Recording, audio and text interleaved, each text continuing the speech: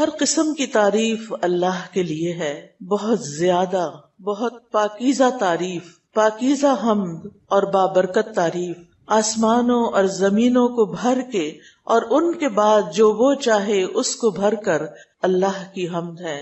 ہر قسم کی تعریف، تمام قسم کی حمد اللہ کے لیے ہے، اس کی بے بہا نعمتوں پر، اس کے عظیم الشان عطیات پر، اس کے فضل اور مہربانی پر جو اس کی تمام مخلوق کو شامل ہے۔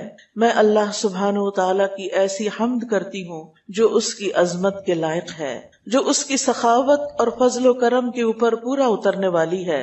اللہ کے سوا کوئی معبود برحق نہیں، وہ اکیلا ہے، اس کا کوئی شریک نہیں، وہ عطا کرنے والا ہے اور کرم نوازی میں اکیلا ہے۔ اس جیسا فضل و کرم، عنایتیں، نعمتیں کوئی اور دے نہیں سکتا، اس لیے ہم سب اسی کی تعریف کرتے ہیں۔ آج الحمدللہ آپ میں سے بہت سے لوگ ایک اپنے زندگی کے خوشگوار موقع پر یہاں شریک ہوئے ہیں، آپ کی کانووکیشن ہے، آپ کو سرٹیفکیٹس مل رہے ہیں، آپ سب کو بہت بہت مبارک ہو۔ آپ کے ساتھ آپ کے بہت سے رشتہ دار اور دوست بھی آپ کی اس خوشی میں آپ کے ساتھ شریک ہیں، ان کو بھی مبارک ہو۔ اور اس کے علاوہ بھی جتنی بہنیں یہاں تشریف لائی ہیں، آپ سب کو میں یہاں ویلکم کرتی ہوں کہ آج آپ ان بچیوں کی خوشی میں شریک ہیں۔ اللہ سبحانہ تعالیٰ سے دعا ہے کہ اللہ تعالیٰ ہمیں دنیا میں بھی اور آخرت میں بھی اپنی رضا سے نواز دے، وہ ہم سے خوش ہو جائے۔ ہماری حقیقی خوشی، ہمارے دل کی خوشی اللہ کی خوشی کے ساتھ ہے۔ جس کام سے اللہ راضی، ہم بھی اس پہ راضی، جس بات پہ وہ خوش، ہم بھی اس پہ خوش۔ اللہ سبحانہ تعالیٰ ہمیں دنیا میں بھی ریاکاری سے بچائے اور آخرت میں اس کی رسوائی سے بچائے۔ ہمارا ہر کام صرف اور صرف اللہ کی رضا کے لیے ہو۔ الحمدللہ اللہ ہی کی توفیق سے ہم نے دین کی تعلیم حاصل کی، اور یہ اللہ سبحانہ تعالیٰ کا بہت بڑا فضل ہوتا ہے کہ وہ کسی کو اس کام کے لیے چن لے۔ حدیث میں آتا ہے من یرد اللہ بہ خیرا یفقہہ فی الدین، جس کے ساتھ اللہ بھلائی کا ارادہ کر لیتا ہے اس کو دین کی سمجھ دے دیتا ہے۔ الحمدللہ اللہ نے ہم سب پر اپنا فضل فرمایا، اپنا احسان فرمایا اور ہمیں دین کی سمجھ دی، دین کا علم حاصل کرنے کی توفیق دی، اس راستے پر چلایا۔ اللہ سبحانہ تعالیٰ سے دعا ہے کہ وہ ہمیں مرتے دم تک اس راستے پر قائم رکھے، ہماری موت بھی آئے تو اسی راستے میں آئے کہ ہم اس کے دین کو پڑھنے والے، سمجھنے والے، اسی کے مطابق زندگی بسر کرنے والے، اسی کے مطابق اللہ کی طرف لوٹنے والے ہوں۔ اللہ تعالیٰ فرماتے ہیں یا ایھا الذین آمنوا اتقوا اللہ حق تقاتہ ولا تموتن الا وانتم مسلمون، اے لوگو جو ایمان لائے ہو اللہ سے ڈرو جیسے ڈرنے کا حق ہے، اور تمہیں موت ہرگز نہ آئے مگر اس حال میں کہ تم مسلمان ہو۔ مسلمان کون ہوتا ہے؟ اللہ کا فرما بردار، اللہ سبحانہ تعالیٰ کا اطاعت گزار، ہر حال میں، خوشی میں، غم میں، تنگی میں، آسانی میں، دن میں، رات میں، جوانی میں، بڑھاپے میں، ہر حال میں، شادی سے پہلے، شادی کے بعد، کورس کرتے ہوئے، کورس کے بعد، زندگی کے ہر مرحلے پر اللہ سبحانہ تعالیٰ سے دعا ہے کہ وہ ہمیں اپنا بنا کے رکھے۔ ہم سب جانتے ہیں کہ اللہ سب سے بڑا ہے، اللہ سب کچھ کر سکتا ہے، ہمارے پاس جو بھی نعمتیں ہیں وہ اللہ سبحانہ تعالیٰ ہی کی دی ہوئی ہیں۔ ہم اس سے دعا کرتے ہیں کہ وہ آئندہ زندگی میں بھی ہم پر یہ نعمت دین باقی رکھے اور مرنے کے بعد بھی ہمیں اس نعمت سے فیض اٹھانے والا بنائے اور ہمیں اپنی رضا سے نوازے، اور جب ہم اس کی ملاقات کے لیے قیامت کے دن حاضر ہوں تو وہ ہمیں کہہ دے کہ جاؤ تمہیں بخش دیا، بے حساب بخش دیا۔ اللہ سبحانہ تعالیٰ نے ہم پر بہت بڑا فضل کیا ہے یہ قرآن نازل کر کے، اور اس میں خوبصورت آیات نازل کر کے۔ ان آیات میں سے سورۃ فصلت کی یہ آیات میری محبوب ترین آیات ہیں، جن میں اللہ تعالیٰ فرماتے ہیں ان الذین قالوا ربنا اللہ ثم استقاموا، ان الذین قالوا ربنا اللہ ثم استقاموا، بے شک وہ لوگ جنہوں نے کہا اللہ ہمارا رب ہے، پھر انہوں نے استقامت اختیار کی، بس اللہ ہی کو رب بنا لیا، اللہ ہی کو سب کچھ سمجھا، اللہ ہی کے بن کے رہ گئے، جو اللہ پر ایمان لے آئے، جو اللہ سے سب سے بڑھ کر محبت کرتے ہیں، جو اللہ کا تقوی اختیار کرتے ہیں، جو اللہ پر توکل کرتے ہیں، جو اللہ سے امیدیں رکھتے ہیں، جو اللہ سے خشیت رکھتے ہیں، خوف رکھتے ہیں، جو ہر کام اللہ کی مرضی کے مطابق کرتے ہیں، کیونکہ ایمان اور عمل تو ساتھ ساتھ ہوتے ہیں۔ ان الذین قالوا ربنا اللہ، ثم استقاموا، پھر اپنے اس قول کی انہوں نے پاسداری کی اور اسی پہ جم گئے. ان کے ساتھ پھر اللہ تعالیٰ کا معاملہ کیا ہوتا ہے؟ تتنزل علیہم الملائکہ، ان پر فرشتے اترتے ہیں. فرشتے اتر کر انہیں تسلیاں دیتے ہیں. اللہ تخافوا ولا تحزنوا، نہ تم خوف کھاؤ، نہ تم گھبراؤ، نہ تم غم کرو.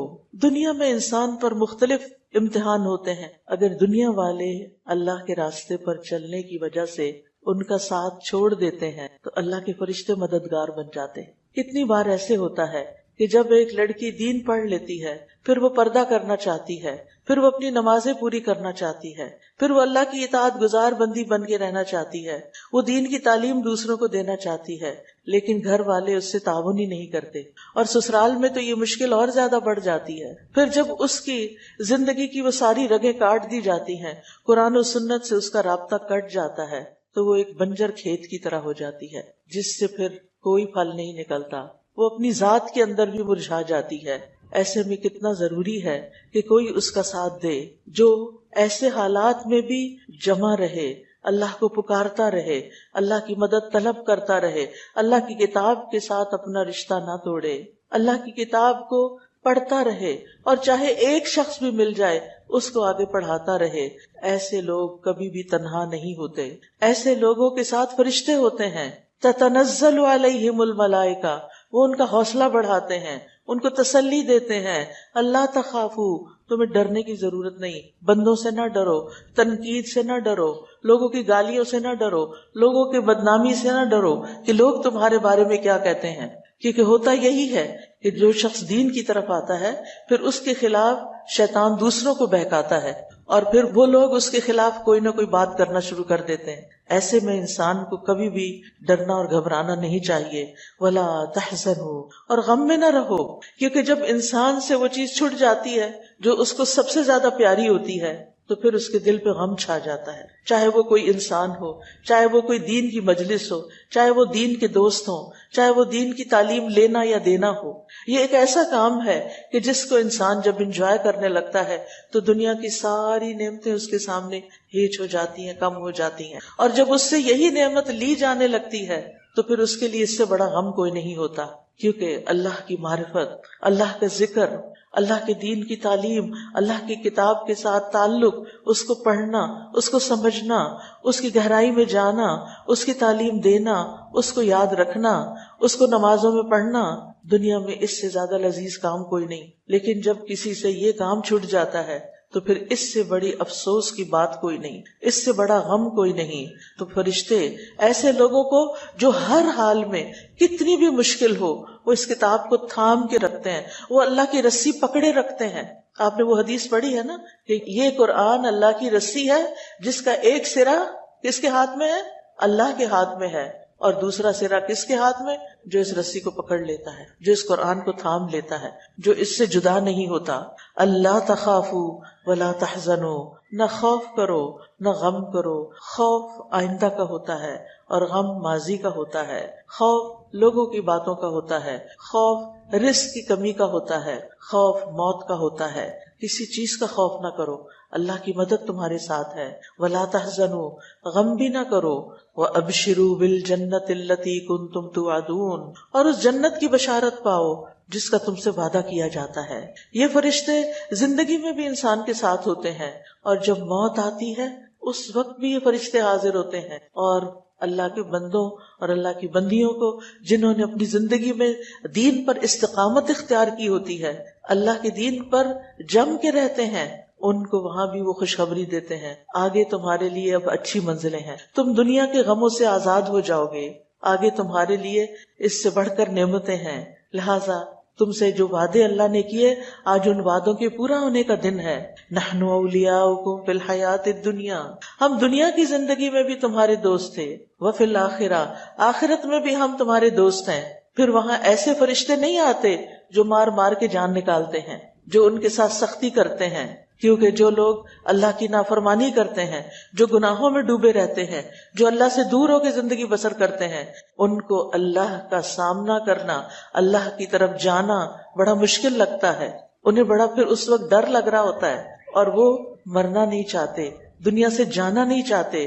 لہٰذا ان کی مار مار کی روح نکالی جاتی ہے، لیکن یہاں فرشتے کہتے ہیں تم غم نہیں کرو، ہم تمہارے دوست ہیں، ہم آخرت میں بھی تمہارے دوست ہوں گے، وہاں بھی تمہارا ساتھ دیں گے جب سارے ساتھ چھوڑ جائیں گے۔ وَلَكُمْ فِيهَا مَا تَشْتَهِي أَنفُسُكُمْ، اور تمہارے لیے اس جنت میں وہ سب کچھ ہوگا جس کی تمہارے نفس خواہش کریں گے۔ دین سے جو چیز انسان کو دور کرتی ہے عام طور پر وہ اس کی خواہشات ہوتی ہیں، جو زندگی میں اس کو خواہشات ہوتی ہیں کچھ دنیا کی نعمتوں کو حاصل کرنے کی، اور اس وجہ سے پھر انسان دنیا میں آگے سے آگے جاتا ہے اور دین میں پیچھے سے پیچھے رہ جاتا ہے۔ جب ایک انسان اپنی خواہشات کو کنٹرول کر لیتا ہے اور ان کو لمیٹڈ کر لیتا ہے کہ بس اس حد تک میں جاؤں گا، اس سے آگے میرے رب کا وقت ہے، اس سے آگے میرے دین کی خدمت کا وقت ہے، لہٰذا ایسا شخص پھر اس کے لیے خوشخبری ہے کہ آخرت میں تمہاری ساری خواہشات پوری ہو جائیں گی، یعنی اللہ سبحانہ وتعالی وہاں تمہیں وہ سب کچھ دے دے گا جس کی تمہیں دنیا میں محرومی رہی۔ وَلَكُمْ فِيهَا مَا تَدَّعُونَ، تمہیں وہ سب کچھ ملے گا جس کو تم طلب کرو گے، جو چاہو گے ملتا چلا جائے گا۔ دنیا میں انسان کو وہ سب کچھ نہیں ملتا جس کی وہ چاہت رکھتا ہے، لیکن اگر انسان دین پر استقامت اختیار کرتا ہے تو آخرت میں اس کو وہ سب کچھ مل جائے گا۔ وَلَكُمْ فِيهَا مَا تَشْتَهِي أَنفُسُكُمْ وَلَكُمْ فِيهَا مَا تَدَّعُونَ نُزُلًا مِّن غَفُورٍ رَحِيمٍ، یہ مہمانی ہے غفور الرحیم رب کی طرف سے، جس کے بندے تم دنیا میں بن کے رہے، آج جنت میں تمہاری مہمانی تمہارا رب کر رہا ہے۔ وَمَنْ أَحْسَنُ قَوْلًا مِّمَّنْ دَعَا إِلَى اللَّهِ، اس سے اچھی بات کس کی ہو سکتی ہے جو اللہ کی طرف دعوت دے، جو لوگوں کو اللہ کی طرف بلائے۔ گویا سب سے اچھی بات اس کی ہے جو لوگوں کو اللہ سے جوڑتا ہے، جو لوگوں کو مختلف طریقوں سے اللہ کی طرف دعوت دیتا ہے، اللہ کے دین کی طرف، اللہ کی عبادت کی طرف، اللہ کی محبت کی طرف، اللہ کے خوف کی طرف، کہ لوگوں اللہ والے بن جاؤ۔ وَلَٰكِن كُونُوا رَبَّانِيِّينَ بِمَا كُنتُمْ تُعَلِّمُونَ الْكِتَابَ وَبِمَا كُنتُمْ تَدْرُسُونَ، لیکن تم ربانی بن جاؤ، رب والے بن جاؤ، کیونکہ تم کتاب پڑھتے تھے، پڑھاتے تھے۔ تو سب سے اچھی بات اس کی ہے جو لوگوں کو دین کی دعوت دے، اللہ کی طرف بلائے، وَعَمِلَ صَالِحًا، اور خود اچھے عمل کرے، وَقَالَ إِنَّنِي مِنَ الْمُسْلِمِينَ، اور وہ کہے کہ میں تو یقیناً مسلمان۔ تو کرنا کیا ہے؟ زبان اور دل سے اللہ کے رب ہونے کا اقرار کرنا۔ یہ بڑا مختصر سا جملہ ہے، لیکن اس میں ہماری پوری زندگی آ جاتی ہے کہ ہم ہر حال میں اللہ ہی کے بندے بن کر جئیں گے، جو وہ کہے گا وہی کریں گے، جس سے وہ روکے گا اس سے رک جائیں گے، غلطی ہو گئی تو اسی کی طرف رجوع کریں گے، غفلت ہو گئی تو پھر اسی کی طرف جائیں گے، ہر حال میں اسی کو یاد رکھیں گے۔ تم مستقامو، پھر اسی کے نام پر جم جائیں، اسی کی اطاعت کرتے رہیں گے، اس کی نافرمانی نہیں کریں گے، خیر پر قائم رہیں گے اور خیر کی طرف لوگوں کو بلائیں گے اور کسی شر میں مبتلا نہیں ہوں گے، اور دین کو خالص کر کے مرتے دم تک علم اور عمل کا ساتھ نہیں چھوڑیں۔ یہی استقامت ہوتی ہے کہ ظاہری طور پر بھی اور قلبی طور پر بھی ہم کسی طرح دین کو تبدیل نہیں کریں گے، اپنے دین کو نہیں چھوڑیں گے۔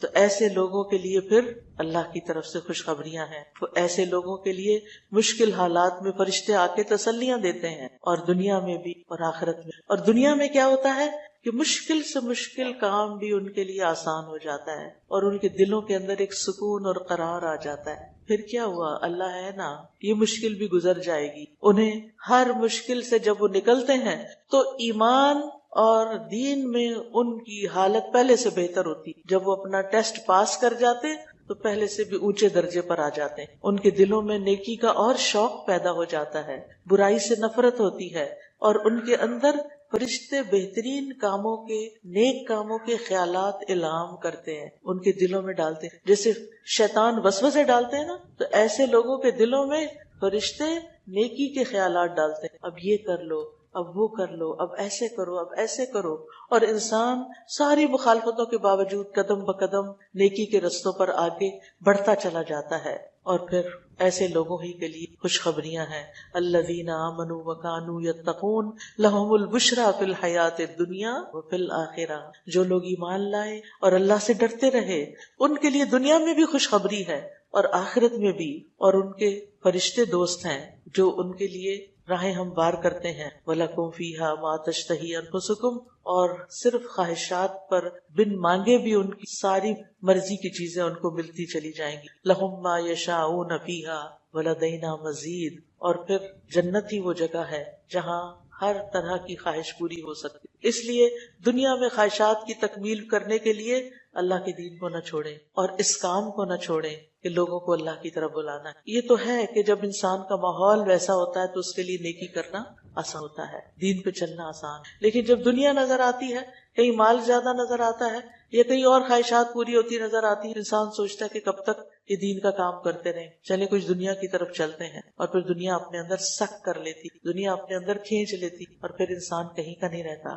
اس لیے ہمیں یہ جملہ ہمیشہ یاد رکھے، جو کچھ بھی کریں اس سے بہتر کام یہی کام ہے، ممن دعا الی اللہ، اللہ کی طرف دعوت. دنیا کا سب سے بہترین اور پسندیدہ ترین کام، آپ گھر کے کام کریں، آپ باہر کے کام کریں، آپ کی جو ذمہ داریاں ان کو پورا کریں، لیکن اپنی زندگی میں اس پہلو کو کبھی بھی نہیں بھولنا. یہ آپ کے دین ایمان کی حفاظت کا کام ہے کہ آپ لوگوں کو خیر کے کام کی طرف بلاتی رہیں، اللہ تعالیٰ کے احسانات اور نعمتیں یاد کراتے رہیں، اللہ کی کتاب اور نبی کی محبت لوگوں کے دلوں میں پیدا کرتے رہیں، ہر بھلائی اور خیر کی طرف لوگوں کو شوق دلائیں، اپنے بچوں، محلے کے بچوں کو، رشتہ داروں کے بچوں کو، اور اس کے علاوہ جو بھی آپ کے دائرہ کار میں ہے ہر ایک تک خیر لے کر جائیں، اور جس خیر کی آپ دعوت دیں وہ خود بھی کرنے والے ہوں. اور کبھی بھی کسی بھی موقع پر اپنے آپ مسلمان کہنے سے نہ گھبرائیں. بنیادی طور پر اس آیت میں جو سبق دیا گیا، جس کے سارے انعامات بندے کو مل، وہ ہے استقامت، دین پر جم،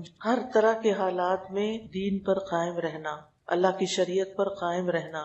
اللہ سبحانہ تعالیٰ نے نبی صلی اللہ علیہ وسلم کو حکم دیا تھا، فاستقم کما امرت، جیسے آپ کو حکم دیا گیا ہے ایسے ہی ثابت قدم رہیے. اور یہ خطاب نبی صلی اللہ علیہ وسلم سے بھی ہے اور آپ کی امت سے بھی ہے کہ آپ دین پر قائم رہیں، اللہ کے دین میں تبدیلی نہ کریں، نہ اسے کم کریں نہ زیادہ کریں، اور اپنی خواہشات کی پیروی نہ کریں. یہ اللہ تعالیٰ کا فضل ہے کہ اس نے ہمیں دین کی ہدایت دی. ہم ہر نماز میں سوال کرتے ہیں اہدنا الصراط المستقیم. اللہ نے ہمیں قرآن کلاسز میں لا بٹھایا اور اپنی کتاب کی تعلیم دی اور ہمیں صراط مستقیم پر چلنا سکھایا.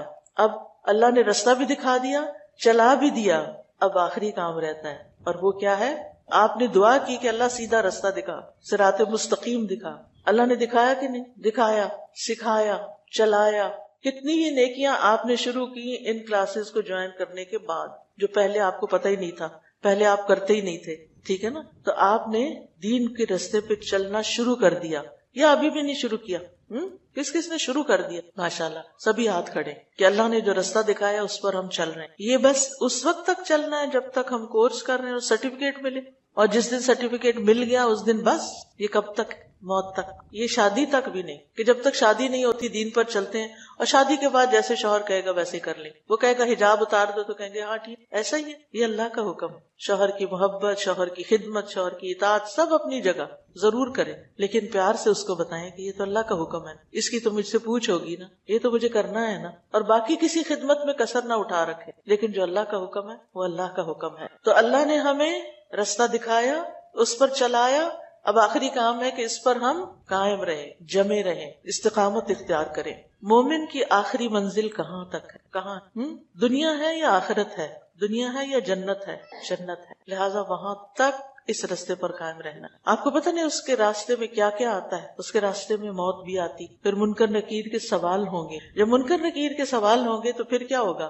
وہ کیا پوچھیں گے؟ من ربک؟ تو ان الذین قالوا ربنا اللہ. تو جنہوں نے کہا کہ اللہ ہمارا رب ہے، دنیا میں مان لیا، وہ قبر میں بھی کیا کہیں گے؟ ربی اللہ، میرا رب تو اللہ ہے. انہیں کوئی مشکل نہیں ہوگی. جنہوں نے دنیا میں دین اسلام کو اپنا دین بنایا، ان کے لیے وہاں کوئی مشکل نہیں. وہ جو پوچھیں گے ماں دینوں کا، تو آپ کیا کہیں؟ دین الاسلام. من نبیوں کا؟ محمد صلی اللہ علیہ وسلم. اسی کے بارے میں یہ آیت آتی، یثبت اللہ الذین آمنوا فی الحیات الدنیا وفی الآخرہ. اللہ پاک کلمے کے ذریعے یثبت اللہ الذین آمنوا بالقول الثابت فی الحیات الدنیا، قول ثابت کے ذریعے، اس کلمے کے ذریعے اللہ تعالیٰ مومنوں کو دنیا میں بھی ثابت قدمی دیتا ہے اور آخرت میں بھی دے گا. قبر کے سوالوں کے وقت بھی ثابت قدمی، اور پھر اس کے بعد پل صراط، پل صراط جو ہے وہ کیسا پل ہے؟ ایمان ہے نا اس پل پہ، اس سے گزرنا ہے نا، کیونکہ قرآن مجید میں کیا آتا ہے، وَإِن مِّنكُمْ إِلَّا وَارِدُهَا، کوئی شخص ایسا نہیں جس کو وہاں سے گزرنا نہ ہو، وارد نہ ہونا ہو،